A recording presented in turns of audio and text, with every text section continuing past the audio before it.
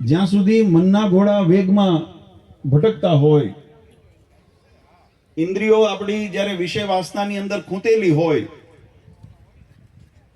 તો બુદ્ધિ ગમે તેટલો કદાચ વિચાર કરે કે ભગવાનની મૂર્તિની અંદર મનને ચિત્તને એકાગ્ર કરવું છે, તો એ શક્ય ન બને. પણ જ્યારે ઇન્દ્રિય અંતઃકરણ પવિત્ર થયા હોય અને એને ભગવાનના સ્વરૂપની અંદર એકાગ્ર કરીને ઇન્દ્રિય જોડાય પહેલા, કારણ કે જો મહારાજે વચનામૃતમાં એક વાત સમજાવી છે કે વિષયનો યોગ પહેલા ઇન્દ્રિય કરે છે, પછી એનું અંતઃકરણ અનુભવ કરે છે, પછી એ બુદ્ધિને મનના માધ્યમે કરીને જીવ સુધી એની અનુભૂતિ પહોંચે છે. આ એનો ક્રમ છે. સાધન વગર તમે કોઈ કાર્યની સિદ્ધિ ન કરી શકો, એના માટે સાધન જરૂરી છે. તો જે ઇન્દ્રિયો દ્વારા જીવાત્માને ભગવાનની પ્રાપ્તિ થાય, એટલે શાસ્ત્રોની અંદર કીધું મનુષ્ય જન્મને ખરું સાધન બતાવ્યું છે. આ જીવનને શરીર જે મળ્યું છે આનું સાધન રૂપ બતાવ્યું છે. પણ એ સાધનની સાર્થકતા ક્યારે થાય કે એને યોગ દિશાની અંદર આપણે જ્યારે એને ઉપયોગ કરીએ ત્યારે એની સાર્થકતા એના લક્ષ્યની પ્રાપ્તિથી નિર્ધારિત થાય છે. એમ આપણા સૌના મનનો સંકલ્પ હતો અને ભગવાનના સ્વરૂપની અંદર મન બુદ્ધિ એકાગ્ર થાય એના માટે જે ઇન્દ્રિયો આદિનો નિગ્રહ થઈને ભગવાનના સ્વરૂપમાં આ પદયાત્રા જ્યારે તપ કરીએ ને ત્યારે એનો સમન્વય થાય છે. આમથી ભજન થતું હોય ને તો ઘણી વખત અમે કહેતા હોઈએ કે કથા વાર્તા થતી હોય તો ભલે શરીર આપણું અહીંયા બેઠું છે પણ મન ક્યાંક ભટકતું હોય. અને ઘણી વખત એવું બને કે આપણે મનોવૃત્તિથી દૂર બેઠા હોઈએ પણ આપણા વિચારોની અંદર સતત ભગવાનનું અનુસંધાન રહ્યું હોય, મહારાજની મૂર્તિનું રહ્યું હોય, તો મહારાજ કે ગમે તે ક્રિયામાં તમે કાર્યરત હો તો પણ એ ભક્તિરૂપ બની જાય છે. એવા ભાવ સાથે આજે જ્યારે આપણે અહીંયા પદયાત્રા લઈને બધા ભક્તો આવો છો, ખરેખર તમારી શ્રદ્ધાને ખૂબ ખૂબ અભિનંદન આપીએ છીએ. આપણા શાસ્ત્રોમાં લખ્યું ભગવાનનું જે નામ સ્મરણ કરતા મદ ભક્તા યુક્તેના ભુવાન પુનાતિ. આ સંસારની અંદર ભગવાનનું ભજન કરતા કરતા જે ચરણ યદ પદે તીર્થ જાતમ, જ્યાં જ્યાં તમે ચરણ મૂકો ને એ તીર્થ નિર્માણ થાય છે. આ એનો ભક્તિનો મહિમા છે. આજે એ સિદ્ધાંતથી અને આજે અહીંયા આગળ વિશેષ સમય નથી લેવો, કારણ કે મને ખ્યાલ છે બધા યાત્રા આવ્યા છે, એમને થોડો આરામ કરવાનો છે, બપોર પછીનો આપણો ક્રમ શરૂ થશે. પણ સાથે સાથે આ જુનાગઢ દેશની અંદર જ્યારે આપણી યાત્રા પ્રવેશ કરી છે, ઘણા બધા ભક્તો વડતાલ દેશના જોડાણા છે, ઘણા બધા ભક્તો ગઢપુર દેશથી જોડાણા છે, અને જુનાગઢ દેશના ભક્તો પણ ઘણા બધા યાત્રાની અંદર જોડાણા છે. મહારાજે જુનાગઢનો સોરઠનો મહિમા બહુ બતાવ્યો છે. જેમ મહારાજે ગઢપુરને પોતાનું ઘર કીધું, મહારાજ કે આમાં ગઢપુર એ અમારું ઘર છે, હું ગઢું મારું ને હું ગઢડાનો કદી નથી મટવાનો. એમ જેમ મહારાજે મહિમા બતાવ્યો એમ સોરઠ દેશનો પણ મહારાજે અતિ મહિમા બતાવ્યો છે. મહારાજે કીધું સરવાર ને સોરઠ દેશ, મને સોરઠ વાલો વિશેષ. ભગવાન સ્વામિનારાયણે આ સોરઠ દેશની ધરા ઉપર મહારાજ વન વિચરણ કરીને પધાર્યા ત્યારે એમને પહેલો જો વિરામ કર્યો હોય તો આ લોજની વાવ આપણા સોરઠ દેશની અંદર, જુનાગઢ પ્રદેશની અંદર મહારાજે અહીંયા આવીને પોતાની યાત્રાને વિરામ આપ્યો. મહારાજે મહાદીક્ષાનો જે સનાતન ધર્મની પરંપરા પ્રમાણે દીક્ષાથી શિક્ષાની પ્રાપ્તિ થાય અને એના દ્વારા સાધનાની સિદ્ધિ થાય, એનો જે મર્યાદા આપણા શાસ્ત્રોએ બતાવી એનું અનુસરણ કરવાને માટે ગુરુદેવ રામાનંદ સ્વામી પાસે ભગવાને અહીંયા પીપલાણાની અંદર દીક્ષા લીધી. એ અહીંયા આગળ સોરઠ દેશનું મહારાજે સમગ્ર આ સનાતન ધર્મની ધુરા એને વહન કરવા માટેની જવાબદારી મહારાજે લીધી જેતપુરની અંદર, તો એ સોરઠ દેશનું આ સ્વામિનારાયણ મહામંત્ર જે આજે સમગ્ર વિશ્વની અંદર કલ્યાણકારી મંત્ર તરીકે પ્રખ્યાત, આપણે સૌ એનું ભજન કરીએ છીએ. એ મંત્ર પ્રગટ્યો હોય તો ફણેણી આ સોરઠ દેશની ભૂમિની અંદર. એટલે આ મહિમા આપણે સમજીએ એટલા માટે આ વાત વાલા ભક્તો દોહરાવું છું. અને જે સૌથી મહારાજે જો સનાતન ધર્મની એકરૂપતા કેવી રીતે બતાવી, ધોરાજી, ફણેણી, જેતપુર બધે પદયાત્રા દર્શન કરતી એટલે હું એમને એ જ બતાવું. મને આપણે રૂટની અંદર જે પદયાત્રીઓ આવ્યા છે તમારે આ બધા દર્શનીય ધામો આપણે આવ્યા છે, અને હું કહું કદાચ અંદર કોઈ ગયા ન ગયા પણ તમે એના પાદરમાંથી નીકળ્યા ને એનો પવન આવ્યો ને આપણે પવિત્ર થઈ ગયા. એની તાસીર છે, આ તાસીર છે એની કે એના પવનથી આજે આપણે અહીંયા આગળ જે આ ભૂમિમાં બેઠા છે અહીંયા પણ સંત મહામુક્ત જેને ગણી શકાય સંતોએ હમણાં ખૂબ મહિમાની વાતો કરી છે. જેને રાધારમણ દેવ ભગવાન સ્વામિનારાયણની અનન્ય નિષ્ઠા હતી એવા ભક્તરાજ દેવ ભગત ધર્મકુળના અતિ કૃપાપાત્ર પૂજ્ય મહારાજશ્રીની જ્યારે જ્યારે અહીંયા વિસ્તારમાં પધરામણી થાય હોય અમે એના સાક્ષી છીએ. 2-3 વખત તો અમે પણ એમની સાથે હતા.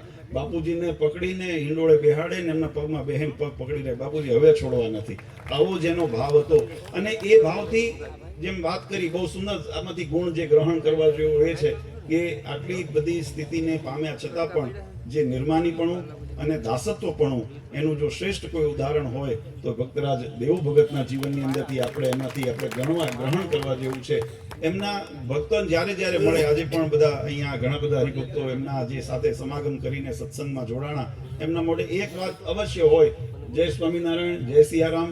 અને ભગવાન રાધારમણ દેવની કોઈ પણ નાના મોટા પ્રસંગ હોય તો જેમ હમણાં વાત કરી તો પહેલા થાળ રાધારમણ દેવનો કે ગોપીનાથજી મહારાજનો, બધાય ધામની અંદર મને અમારે ત્યાં ધરમપુર સહિત આવ્યા હતા. મને એક વખત ફોન આવ્યો હતો જ્યારે ધામમાં ગયા એના થોડા વર્ષ પહેલા કે બાપુજી અમારો સંકલ્પ છે, અમારે બધાને કંઈક પહેરામણી કરાવી છે, એટલે લગભગ મારા ખ્યાલથી દરેક ધામની અંદર જઈને એક ખુરશી, સોફો આવો અને ખાટલો અને પથારી બધું વ્યવસ્થા, બધા સંતોને ગાડલું ને અમારે, એટલે એવો ભાવ હતો કે કરવું છે. એટલે એવી જેની શ્રદ્ધા અને સેવાનો ભાવ હતો. એટલે આ ભક્તોને એટલા માટે વાત કરીએ કે આપણા જીવનની અંદર જ્યારે ચરિત્રો શ્રવણ કરીએ ને, આ કથા વાર્તા શ્રવણ કરીએ, આપણે નરસિંહ મહેતા, મીરાબાઈ, દાદા ખાચરના જીવનમાંથી જેમ આપણે ગુણ ગ્રહણ કરીએ, ભક્ત પ્રહલાદને ધ્રુવ જેવાના આપણે સંસ્કાર આપણા જીવનની અંદર ગ્રહણ કરીએ, એમ આપણા જીવનની અંદર જ્યારે આવા સત્સંગના ગુણ આપણામાં સિંચન થાય. 10 મિનિટ ચલાવજો.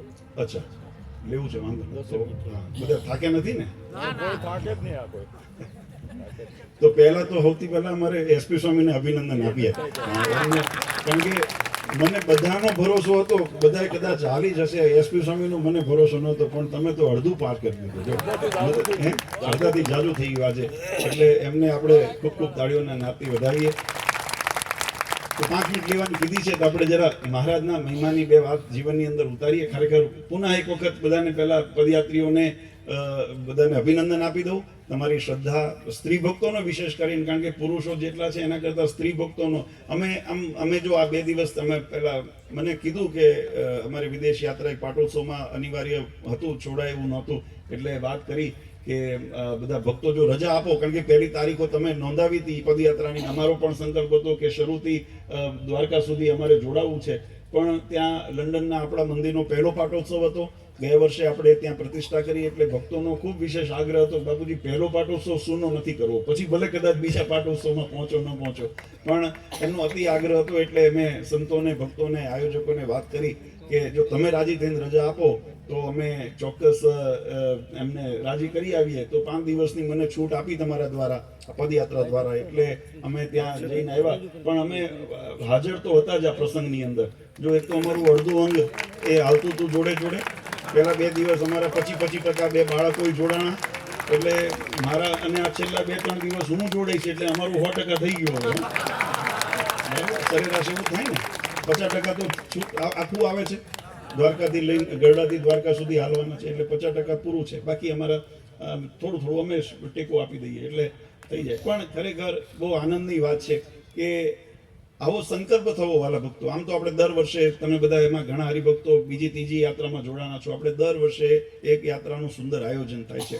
આપણે પહેલા 6 ધામ જે ગુજરાતની અંદર મહારાજે જે પુણ્યભૂમિને મહારાજે પોતાના સ્વરૂપો પધરાવ્યા, એવું વડતાલ, ગરડા, જુનાગઢ, ધોલેરા, અમદાવાદ ને ભુજ, આપણે એની યાત્રા થઈ. ત્યાર પછી ગત વર્ષે આપણે છપૈયા યાત્રા, એ પણ એક વિશાળ સંઘ લઈને અહીંથી આપણે નીકળ્યા હતા, અને છપૈયા યાત્રા, અયોધ્યા યાત્રા આપણી એ પૂર્ણ થઈ ભગવાનની કૃપાથી. અને ત્યારે આપણે સંકલ્પ કર્યો હતો કે આ દ્વારકાની અંદર પણ ભગવાન સ્વામિનારાયણ શિક્ષાપત્રીની અંદર જે આજ્ઞા કરી છે કે આવા તીર્થોએ અવશ્ય યાત્રા કરવી. આ યાત્રાનું ખૂબ સુંદર પુણ્ય આપણા શાસ્ત્રોમાં બતાવ્યું છે. યાત્રા કરવાથી 2 લાભની અંદર પ્રાપ્તિ થાય. એક, શાસ્ત્રમાં એવો મત છે કે અન્ય ક્ષેત્રે કૃતમ પાપમ તીર્થ ક્ષેત્રે વિનશ્યતિ. જીવનની અંદર જાણે અજાણે આપણે નાના મોટા કોઈ અપરાધ થયા હોય, કોઈ નાના દોષ થયા હોય, કોઈ જીવનની અંદર જાણે અજાણે કોઈ એવા કર્મ થયા હોય, એ કર્મ બંધનમાંથી જો મુક્ત થવું હોય તો શાસ્ત્રમાં લખ્યું કે આવા તીર્થાદી ક્ષેત્રની અંદર જાય, ત્યાં પવિત્ર એવા જે નદીઓ હોય એની અંદર ગંગા, યમુના, સરસ્વતી આદિ એવા જે નદી હોય એની અંદર સ્નાન કરે, ત્યાં ભગવત દેવાલય આદિ હોય એના દર્શન કરે, ત્યાં કોઈ સાધુ પુરુષ હોય એનો સમાગમ કરે, ત્યાં સત્સંગ કરે, ભગવાનની ભક્તિ કરે, તો તમારા સર્વ જે કર્મ છે, કર્મ બંધનમાંથી જીવાત્માને મુક્તિ મળે છે. આ એનો પહેલો હેતુ એ શાસ્ત્રમાં બતાવ્યો છે. અને બીજો હેતુ મહારાજે પણ વચનામૃતની અંદર બતાવ્યો.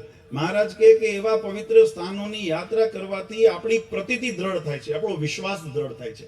તમે કથાની અંદર જે કથામાં શ્રવણ કરીએ મહારાજે કેવા ચરિત્રો કર્યા, ભગવાનનું પ્રાગટ્ય માનો છપૈયાની અંદર થયું, મહારાજ વન વિચરણ કર્યું, કયા કયા સ્થાનમાં ફર્યા, ભગવાન રામચંદ્રજી જ્યારે અયોધ્યાથી વન વિચરણમાં નીકળ્યા કયા કયા સ્થાનમાં ગયા, કેવા કેવા ચરિત્રો કર્યા, ભગવાન કૃષ્ણચંદ્રે બાલ લીલાઓ કેવી કરી, વૃંદાવન આદિની અંદર મહારાજે રાસક્રીડા વગેરે કેવી રીતે કરી, આ બધું જ્યારે કથાની અંદર આપણે શ્રવણ કરીએ ત્યારે મનની અંદર એક સ્મૃતિના રૂપની અંદર એ ત્યાં આગળ આપણા હૃદયની અંદર ઉતર્યું હોય, પણ જ્યારે સ્થાનમાં જઈએ ને એનું તદાત્મપણું થાય, એકાત્મ ભાવ થાય. જે તમે શ્રવણ કર્યું છે જો અનુભૂતિ કરવા માટેનો આ વૈજ્ઞાનિક થોડી વાત છે એટલે જો સમજાય તો અનુભૂતિ કરવાની રીત એવી બતાવી